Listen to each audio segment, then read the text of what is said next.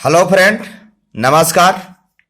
NVCC class पर आप लोग का स्वागत है इस चैनल पर जुड़ने के लिए।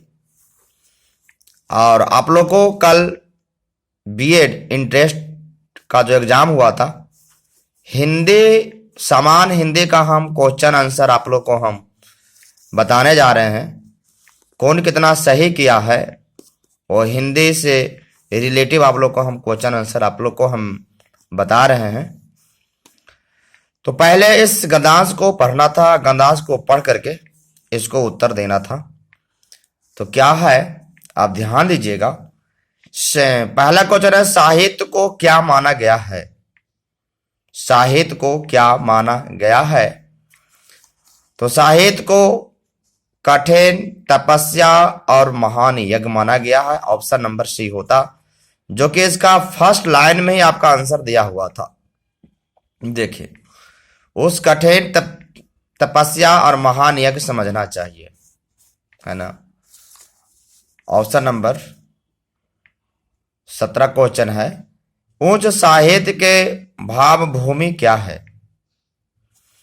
पहला ऑप्शन, जहां व्यक्ति स्वतंत्र विषय नहीं चुन सकता, जहां लेखा के व्यक्ति की स्वतंत्रता नहीं रहती, जहां व्यक्ति को लिखने की स्वतंत्रता नहीं रहती, जहां व्यक्ति के कोई स्वतंत्र विषय नहीं रह जाते। इसका जो राइट जो आंसर होता आपका, जहां व्यक्तित्व के कोई स्वतंत्र विषय नहीं रह जाते, ये आपका राइट ऑप्शन सही होता। आपको जो कि यहाँ है आंसर, व्यक्तित्व के कोई स्वतंत्र नहीं रह जाते, इसका साहित्य में साभूमि है। ये तो आंसर था। अगर अच्छी तरह से इसको पढ़ करके आप लोग बता दिए होंगे, आसानी पूर्वक उसको क्वेश्चन आंसर जवाब देने में कहीं कोई दिक्कत नहीं हुआ होगा। क्वेश्चन आगे है, उच्च स्तर के क्रियाकलाप किससे होते हैं? आत्मानुभव से, आत्म प्रेरणा से, आत्म कथन से, आत्मावलोकन से। किससे होते हैं? 18 का जो ऑप्शन जाएगा, आत्म प्रेरणा से होते हैं। उच्च स्तर के क्रियाकलाप किससे होते हैं? आत्म प्रेरणा से होते हैं। ऑप्शन नंबर 20 सही जाएगा। किस देश के आत्मकथा लिखने की परिपाटी नहीं रही है?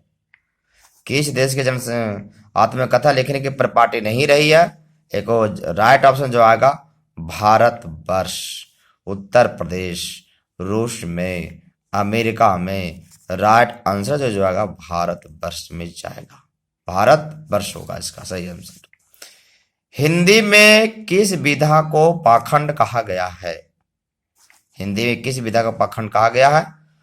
पाथा को, आत्म प्रेरित संस्मरण को, आत्मकथा को, इनमें से कोई नहीं। इसमें आपको हिंदी में किस विधा का पाखंड कहा गया है? आत्मकथा को कहा गया है। दैवज्ञ का अर्थ क्या होता है? दैवज्ञ का अर्थ क्या होता है? देवता, ज्योतिषी, आहार की श्रेष्ठा। दैवज्ञ का अर्थ होता है ज्योतिषी। ज्योतिषी जो दैवज्ञ के महान ज्ञानी होते हैं, है ना, वो ज्योतिषी कहलाता है। जो पत्रा जो लिखता है, पत्रा बताता है, वो ज्योतिष शास्त्र के रूप में जाना जाता है। यानी ऑप्शन नंबर जो होगा आपका बी की ओर जाएगा, सही राइट आंसर। आपको आगे हम चलते हैं, हिंदी वाला को हम पूरा करवा देते हैं।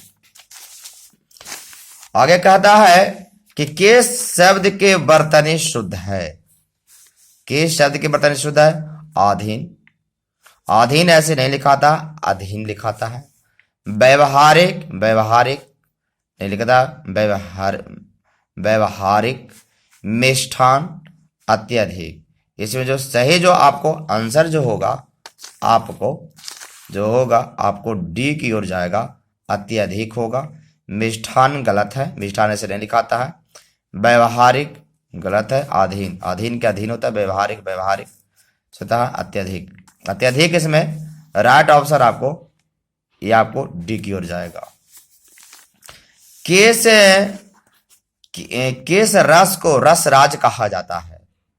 किस रस को रसराज कहा जाता है? श्रृंगार रस, हास रस, उत्साह रस कि वीर रस। श्रृंगार रस को ही रस राज कहा जाता है। रस के राजा है, श्रृंगार रस है। श्रृंगार रस को रस राज कहा जाता है। तेल देखो तेल की धार, देखो का अर्थ क्या होता है? तेल देखो तेल की धार, देखो का अर्थ क्या होता है? लापरवाही से नुकसान होता है। तेल की धार देखकर तेल का परीक्षण करना है। काम करते समय उसकी पहचान करना है। रुख पहचानना है।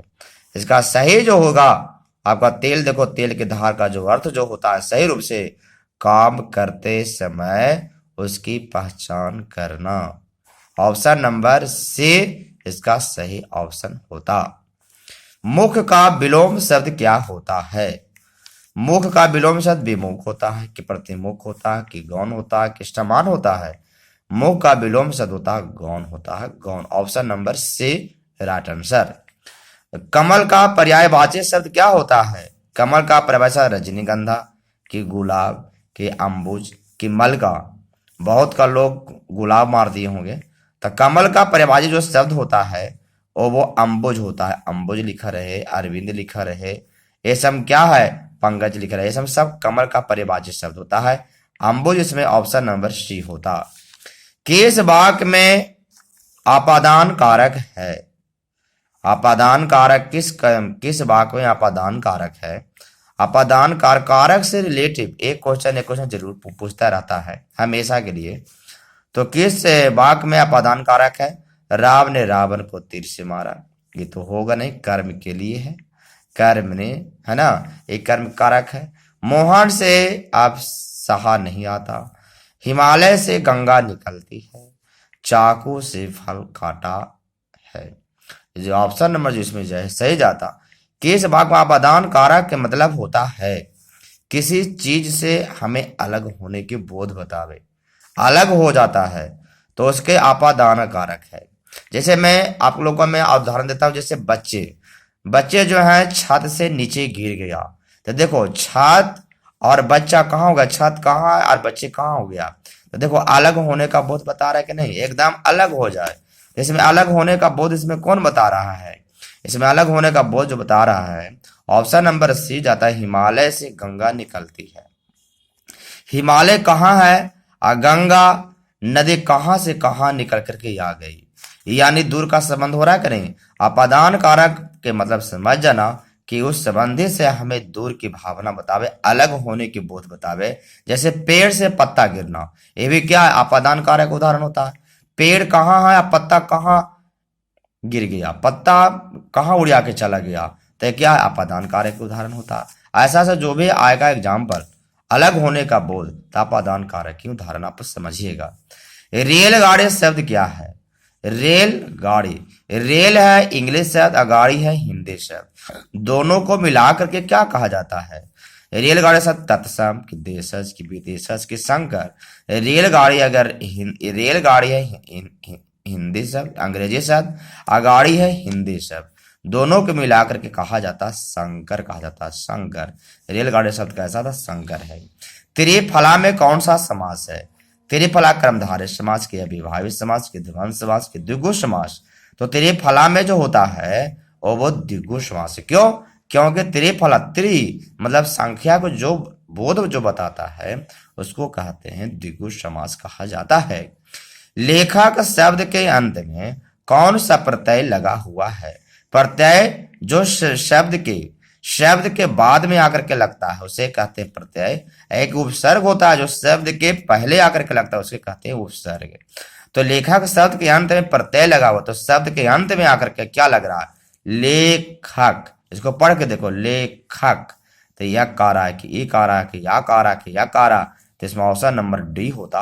अक प्रत्यय आ रहा है कि लेखक अक यानी साइलेंट वर्ड है, तो ऑप्शन नंबर 30 को जो होता डी होता राइट आंसर।